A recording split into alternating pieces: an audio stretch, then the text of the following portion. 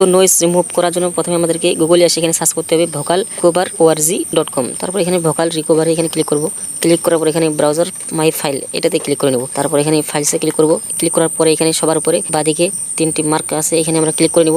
তারপরে এখানে দেখুন ভিডিও অডিও সব কিছু এখানে অপশন আছে। আপনি যদি ভিডিওর নয়েজ রিমুভ করতে চান তাহলে এখানে ভিডিওতে ক্লিক করে নেবেন, যদি অডিওর নয়েজ রিমুভ করতে চান তাহলে এখানে অডিওতে ক্লিক করে নেবেন। তো আমি আপনাদেরকে দেখানোর জন্য এখানে একটা অডিও নিয়ে নিচ্ছি। তো অডিওটা নেওয়ার পরে এখানে আপলোড হবে। তো এটা আপলোড হয়ে কমপ্লিট হয়ে যাবে।